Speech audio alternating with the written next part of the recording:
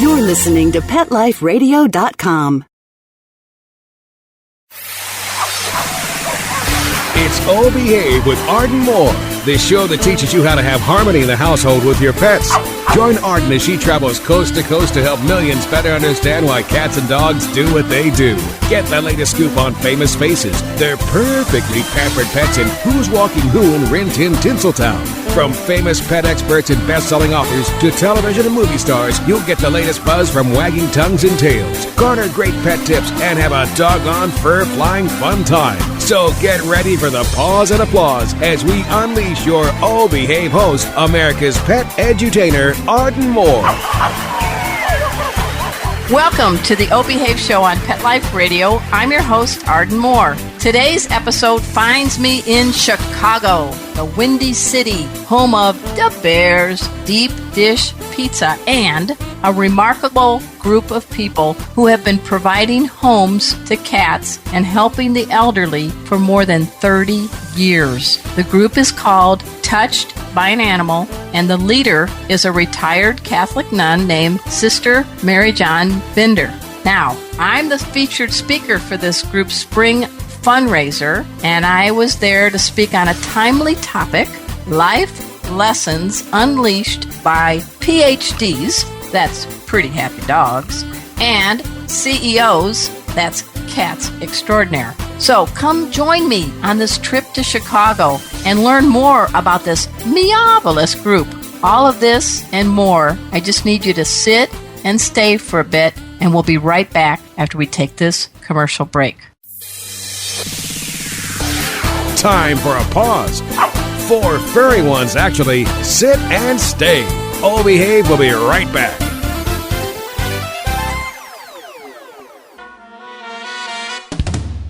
Amazing Pet Expos is coming to a city near you.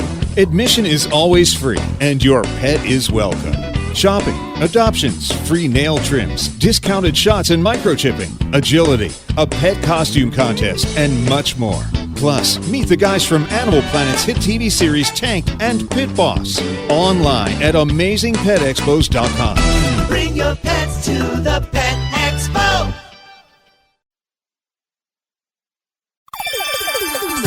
Let's talk pets on PetLifeRadio.com. Oh Behave is back with more tail-wagging ways to achieve harmony in the household with your pets. Now, back to your fetching host, America's pet edutainer, Arden Moore. Hey everybody, this is Arden Moore, your host on the Oh Behave Show on Pet Life Radio. Guess where I am today? You never know. I'm actually in Chicago, the Windy City. Yeah, we got the Bears, we got the Italian beefs, but we also have this amazing house for cats called Touched by an Animal / Cats Are Persons too, and I'm getting a tour. And there are some amazing gymnastic kitties. There's kitties with 2 different colored eyes. They have kitty heaven here. They've got lots of different places for them to sleep, climb, and make little deposits as they do. There's windows galore. They even have a safe outdoor enclosure for them. I'm going to come back, I swear, as a cat and go to Touched by an Animal. And with us today, we have some folks that have been making this feline heaven on earth. And give us your name, Sue. Susan Buzzo. And your fancy title here. Jack of all trades. And you've been a Jill of all trades for about 2 decades?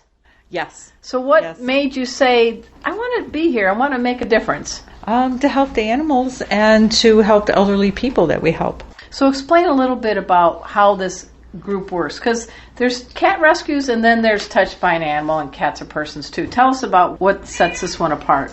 Well, we try to help anybody really in need, particularly the older people that go into either the hospital and they can't take care of their cats, so we step in. Yeah. We bring them here to the house and we'll take care of them, and when they get out of the hospital, we bring them back. That's good. So they have a good furry friend waiting for them. Yes. And speaking of that, who's doing backup vocals on this interview? That's Bruiser. Bruiser! He's doing a mic check. Bruiser's doing a mic check. And if we can, we also have a couple of folks that are here. Jen, introduce yourself to the world. Jen Koschel. And what's your role here with Touched by an Animal? I feed all the cats and I clean up after them. All right. Will you do that for me too? Sure. Okay, awesome. And what makes you be here? I mean, you could be doing other things. What makes you want to come here? It's fun, and I enjoy having the 80 cats that I'm with all the time. And you can get all their names straight? Yeah. Really? I think you've been writing their names on their paws or something, right? How do you know? There's like 7 black cats or something, right?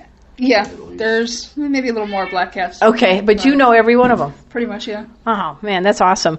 And last but not least, we have a nice gentleman here. Jim, you are? Jim Wallace. And tell us what brought you here. Well, to be honest, I was looking for extra work, but I do love cats, so... You know, I have a saying that real men love cats, and this guy's living proof. What do you think, cats and guys, what makes that such a good connection? I'm not really sure about that. I don't know. What is it about cats that you like? Just their independence and individuality, and, Yeah. you know... You got a lot of personalities here. Yes, that's for sure. So who are a couple of your favorites here? I like Sheldon a lot, who is an old cat with cancer. Okay. And what's he like? What is it that he gets you? He seems like he has old wisdom in his Nice. eyes. Yeah. He reminds me of an old lion or something like that. And who's your other favorite? My other favorite I took home, and that is Dolce. Dolce. Vida. And when did you adopt him? It's a girl, Oh, and girl. Pardon me? I adopted her last Sunday. Oh my gosh! What made you say she's the one?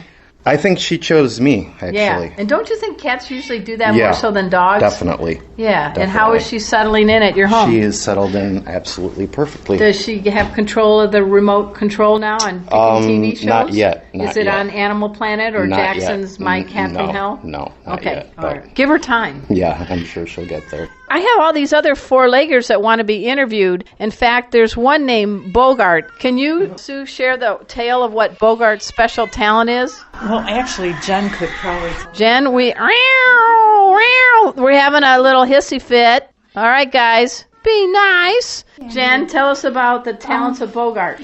Bogart loves to play with the mop when I'm cleaning. I'll start from the wall over there, and then he'll run up on the side of it and just back and forth. So he's over like and a over. feline curling champ. Yes, exactly. And so he's found a new way to expend energy. Oh yeah, we do it for a few minutes at a time, just to get rid of his energy. And you know there's a feline agility, an actual sport, but I think he's created a new one. Yeah, he's really agile. He's always running around, jumping from shelf to shelf, climbing, hanging, and So when you're at your own house mopping your floor, do you kind of miss Bogart? yeah, I miss Bogey. I call him Bogey. It's kind of boring, right? Yeah. Bogart, we'll see you in the Olympics. Hey, everybody, this is Arden Moore with the O Behave Show on Pet Life Radio. As I said, we're in Chicago, and I have a very special guest right here on a kitchen table, at a kitchen table. Well, she's not on the table. She's sitting next to the table. But for over 3 decades, she has been giving a second, third, fourth chance to many cats in needs, and she's helped the people that love cats. I am talking, of course, of the person who founded Touched by an Animal, also known as Cats Are Persons Too, the one and only Sister Marijon Binder. Welcome to the show. Thank you, Arden. We're really happy to have you here as our presenter for our benefit tomorrow, our Spring Books and Baskets benefit. And you have this every year about this time, right? Yes, we have 2 benefits a year. This one in the spring, which we call Books and Baskets, because we invite the author of some animal-related book. Okay. And then one in the Sunday before Thanksgiving, which is in Thanksgiving for all the animals and people who touch our lives. I like it. I like it. We're here with Marijon Binder, and I think we are kindred spirits. We both want to bring out the best in pets and their people. And you're reaching a special population group, the seniors. And so you did your thing as a nun. You were the Rand McNally of the 70s and 80s. And now you are the cat whisperer. I guess so. And my particular interest is in the healing power of animals. Okay, I should also say that we changed the name from Cats Are Persons Too, which was essentially stressing that cats are creatures that deserve respect, just as humans do, only in their own right. Mm-hmm. We changed the name to Touched by an Animal because, for one thing, I didn't want people to think that we only cared about cats. We care about all animals and creatures, human as well. And I'm sorry, which one is this with the purr that's like a diesel engine here? Oh my gosh, you're Mr. Tuxedo. Wow, you have a purr like a diesel. He's purring right into the microphone. He knows who the cat whisperer is. So go ahead. So you want to make sure for all animals. Yeah, for all animals. You ever have a little chat with God and talk about these all the time. fur babies? What's the message you're hearing? All the time. That they just have a different looking body, but they have the same, they're made in his image and likeness. They have a message for us directly from him of patience, of whatever it happens to be from that particular cat at that time. But they have souls. They are a part of God. All living creatures are. Well, all of nature is. And we make a mistake by separating them. We make a mistake by hierarching. The old theology was God, angels, humans, animals, plants. And it really shouldn't go like that. Okay. Even the plants tell us something about God's beauty and God's seasonal blessings. If we look at any of these things in nature, and particularly in the living creatures of God, I look in their eyes. That picture you showed me of your dog, what I saw right away was his eyes, and I could see him just looking straight at me, and I knew that there was something in that face, the message that I should get. This is a dog that was saved. This is Chipper, and I call her my best friend. Mm-hmm. Because she's so intuitive. And I suspect there's some kitties here that just seem to know when you're having a bad day or when you're in a good mood, right? Oh, very much so, yeah.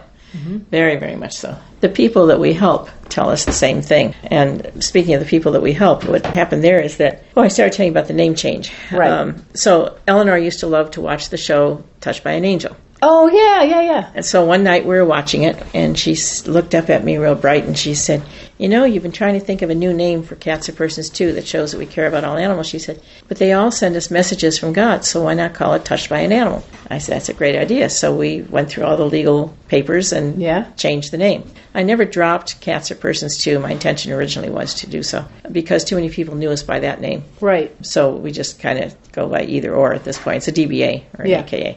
But the whole idea is that, yes, they definitely give us messages from God all the time. And, those books about everything I needed to know, I learned from my cat or my dog or my bird or my fish. Whatever.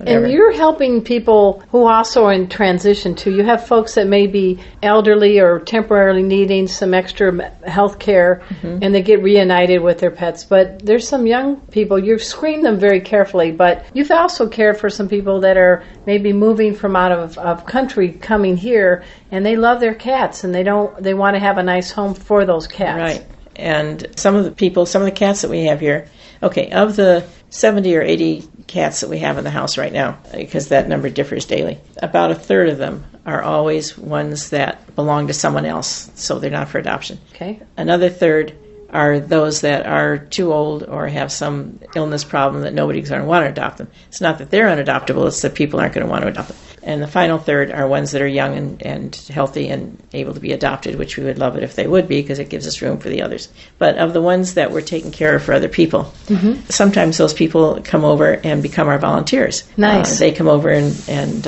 visit their cats, and then they do whatever they can to help us as well. So we engage them that way. Sometimes we're helping a person take care of a cat or dog in their home, and because they're elderly, the animal dies. Give them a little bit of time, and then we'll talk to them about, can we bring you another cat? Oh, no, because I'm too old, I won't be able to take it. Don't worry about it. You're just borrowing it from us. You're fostering it. There you go. Because, and we'll support it, because we know these people have no money. Right. We'll take care of its health care. We'll give you food and litter for it, and we'll send someone over to make sure that everything is okay. You're just taking care of the cat for us because it belonged to somebody else who was elderly, and it would get along a lot better in a home like yours than it would in our big orphanage. So, do us that favor. Well, of course, they fall in love with it, and that's wonderful. That's nice. And then when something happens to the person, we get the animal back. Yes. Or sometimes we get it back temporarily. Like there's a cat right now that I have in another volunteer's home at the moment because the woman is in a rehab center. She broke her hip. But when she comes back to her home, she'll get that cat back. Nice. So that's and you've been in this neighborhood 3 decades, so you've seen kids grow up here, and so everybody knows that house on the corner's catty for a good reason. Yes, as a matter of fact, it's kind of fun. As you saw, we have a screened-in yard. It was one of the first things I did because I was trying to write my thesis, teach. Oh my gosh, with all the cats. Yeah, and my office I made from the sun porch because I like a lot of sun. So I had a big table out there that I used to write on. Well, I had 30 cats that are all around me. This isn't going to work.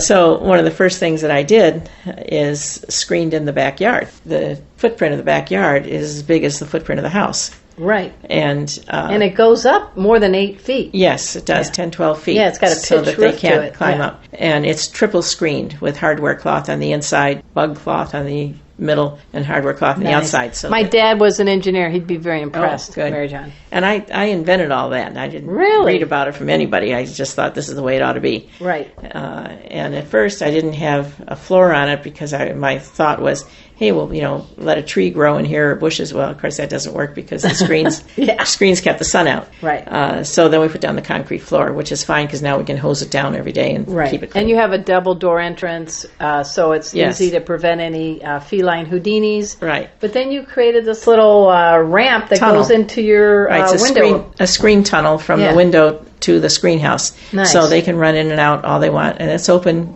24/7 until the very winter when it gets just too cold. Right. Then we'll close it. But Well, it does snow here in April, too, so Yeah, we are in Chicago. I told Sue, I said, okay, if you're opening the screen house today, just tell everybody to wear their fur coats when they go out, because cats, that is, because it's still cold out there. And well, they were digging it outside. We took a tour of it, and they really did, too. So what's next for you? You said that, if you wanted to be remembered, if someone said, what's your legacy? And you've done a lot of good for a lot of beings, what would you say? I guess I'd really like the stories of the people that we've helped and the animals that we've helped, for those stories to live on. So I am trying to write a book with them so that people reading those stories, not just read a story, but read a story with a message to know how much these animals do for the healing power and the enriching power. That was the other word I was trying to think of. The healing and enriching power of the animals for their people. And I have so many stories of people who have told me,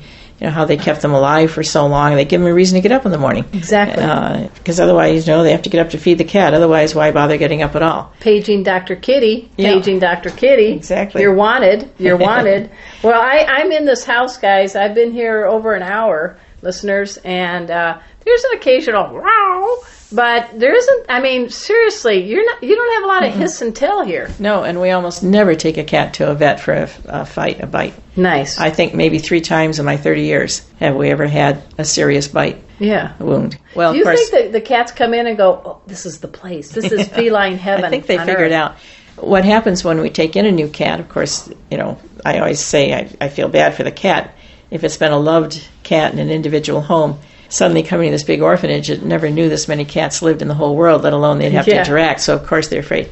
So we start them out in triple-floored cage upstairs where it's quieter than down here. And they start out at the top of the cage. Okay. And the 2 lower levels are closed off to them so that other cats, they can see them on the floor, but the cats can't reach them. Right. Give them a gradual introduction. Yeah. And then when the new cat in the upper cage, which also will give it a little cave-like bed to hide in if it wants to, or cover it with a blanket for a while, till it becomes more acclimated. Then we open up the second floor by taking out the litter box. And then it can get down to the second floor, and that way it's more at eye level with the other cats. But by this time, the other cats know that this new cat is there, and ho-hum, we've had a lot of new cats, who cares?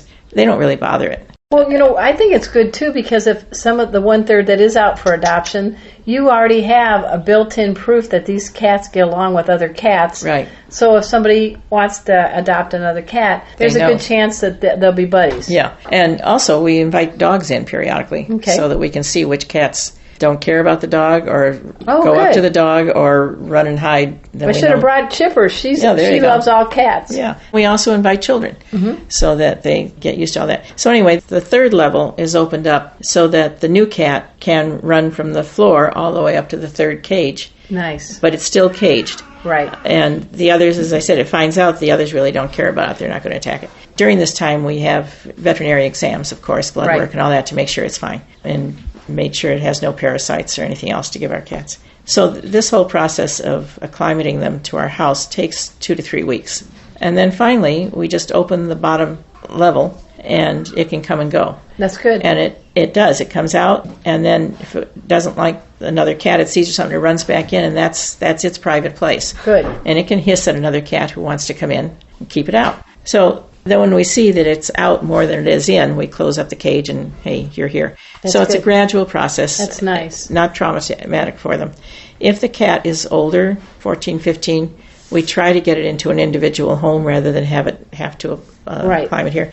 Some of them don't acclimate, and so we have them in rooms like this, which was my bedroom, that now has a wired door on it so it can still see the cats. People go in and out. Right. And actually, we can open that door, too. If, like, Lily likes to come out periodically, but then she likes to go back in there. Well, that's good because you give them a lot of options, and I don't think sometimes people get that kind of options. That's true. So, hey, and folks, then go ahead. Those who, like when people come to the door and they aren't particularly fond of people, they'll run upstairs or they'll run outside. But I've been headbutted by a pack of these beauties today, so you got some outgoing ones too. So for people then, we send volunteers into their homes to help them maintain their animals, and I always say, it's not just the animal. I say, go have tea with the person once a week or once every couple of weeks and just kind of talk with them and see what that person needs. And sometimes we'll then contact a social worker or a caregiver and say, I think this person needs to get out more. Right. Or we'll take them out. So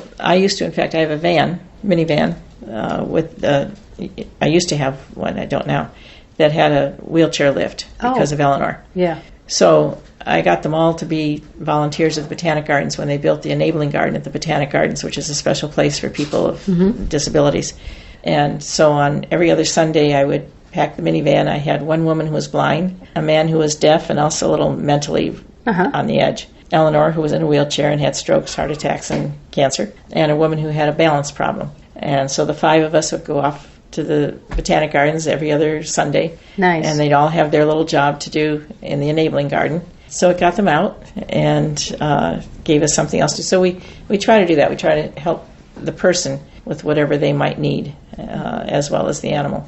Well, we're speaking with Sister Marijon Binder, and we've got this cute little Mr. Tuxedo has been making sure that I'm accurately quoting her. And we look forward to your event tomorrow. And how do people find out about your organization? I'll look on our website, touchedbyanimal.org.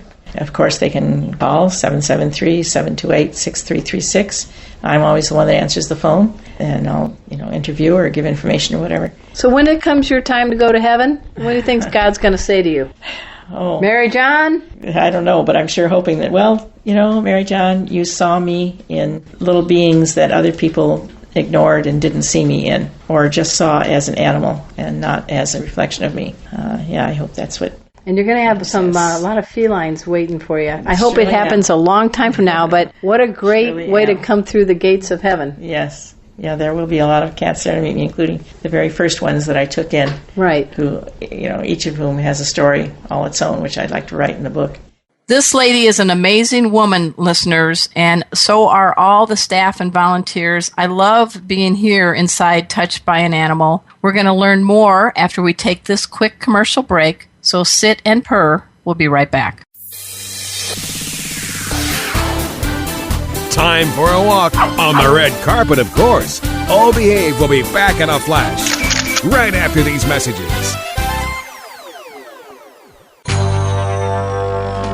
It's DesignerPetSweaters.com. Hand-knitted designer sweaters for your precious pup or cool cat. Beautiful couture patterns for your pets, including custom-knitted formal wear, casual wear, yachting, and even sports-themed. Many designer pet sweaters include feathered tammy hats, top hats, and a lot of sparkle. Each sweater includes leg loops, front paw sleeves, and leash opening. Visit DesignerPetSweaters.com to order your four-legged fashions today. Your pets will stay warm for the winter and be runway ready. Large or small, we fit them all. DesignerPetSweaters.com. Let's talk pets. Let's talk pets On Pet Life Radio. Pet Life Radio. PetLifeRadio.com. Hi, this is Jen Davis, the creator of Garfield, urging you to listen to the Oh Behave show with Arden Moore on Pet Life Radio. Oh, yeah? We'll see about that. We're back from the lot. Just checked the paper and we had a record showing at the box. The letterbox, that is. Now back to Oh Behave. Here's Arden. Welcome back to the Oh Behave show on Pet Life Radio. I'm your host, Arden Moore. I'm also the speaker for their big spring event for Touched by an Animal here in Chicago. So we are now going to take you to the hotel, to the big banquet hall. All organizations aren't going to thrive unless they have a team of volunteers. And at Touched by an Animal, there's an army. And I think one of the generals is a gal right here by the name of Kathy Hilton. Hey, welcome to the show, Kathy. Oh, thank you very much, Arden. All right, so tell us what your role is with Touched by an Animal. I go to different pet stores, Pet Supplies Plus, for example, and I bring a cat and some literature, and I go there twice a month, and I get people to notice us and give information and basically, let them know about our organization and what we do, and, hopefully they'll join us. So what's a cat fact you'd like to share with people that are maybe considering adopting one of the Touched by an Animal cats? Well, I adopted 2 from there. Oh, you did it. Yes. Okay. And they are wonderful animals. They come up to people. They're very friendly. And why get a kitten or from a kitten mill or when you've got an animal there that's looking for a home and, they're very lovable. And so tell me a little bit about your 2. Okay, I have 2. I adopted Zulu, her name is. Yes. Shout out to Zulu. Yes, and she is 6 years old. She's a long-hair pastel tortoiseshell. Okay. She's a feisty little girl. Okay. And then I also have Gidget, who I had before. Does Gidget surf? No, she doesn't. Okay. No. Okay. Try to get to beach parties? I know. No, not too close to the beach. Okay. And then there's Alfie. Alfie's your 3rd cat? Yes, Alfie I adopted 2 years ago from Touched by an Animal. And he started out looking like a little Siamese, but now he's a 17-pound tabby. Woohoo! So, yes. So when he moves in the house, do you hear him? Yes, yes. Well, he fights with the girls too. So play fights, I hope. Yeah. Well, yeah. it's like siblings. Yeah, there you go. Yes, you go. yes. So there's a lot of pet organizations out there, Kathy. What made you say I want to help out Touched by an Animal? Cats are persons too. Hey, my cousin was involved with them before, so she kind of turned me on to them, so to speak. Mm-hmm. And I just got to know Marijon at I think we went to some function and everything, and I got talking to Marijon, so I just started coming and everything, and got into the volunteer spirit, and here I am now. It was 5 years later, so I'm still there. Well, we're speaking with Kathy Hilton, and I'm very, very happy for all you're doing for cats and people too, and thanks for being a guest. Okay, Arden, thank you very much. All right, we are here at the big event for Touched by an Animal. Let's tune in to hear Sister Marijon Binder share a heartfelt letter of thanks. This one is from a woman who brought us a cat, Eclipse, a few years ago, and she's been sponsoring him ever since. So this year, I think around just before Easter, I was trying to send out thank you notes to those that didn't get them at Christmas for supporters. And I sent her a picture of Eclipse. So she writes this note to Eclipse and myself. Dear Marijon and Eclipse, thank you so much for the picture. I loved it. It came at the right time as I needed some cheering up. My husband is in the hospital and I am sad. I needed something to dry my tears and put a smile on my face. You did it. I smiled from ear to ear to know how happy you are. I think of you often, and I will never forget seeing you outside so cold and hungry. Thank God you are safe and one lucky cat because of the people who care and love you. So that note really, I thought was lovely. We can save the animal, but that's not enough. We have to be kind, compassionate, caring, and keep trying to help the person. I think that's one of the things that sets us apart. That's what people tell us, that I'm the only one that answers the phone, by the way.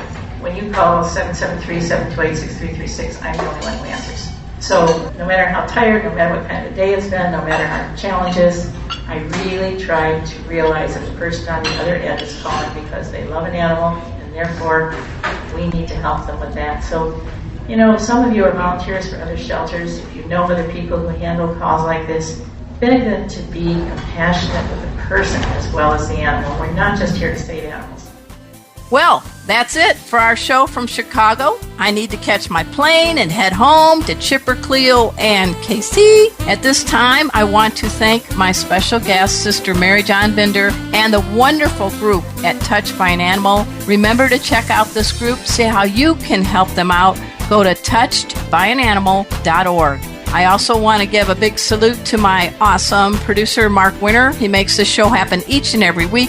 Check out all the shows on Pet Life Radio. We are the biggest on the planet as far as a pet network. Woof, woof. All right, until next time, this is your flea-free host, Arden Moore, delivering just 2 words to all you 2, 3, and 4-leggers out there.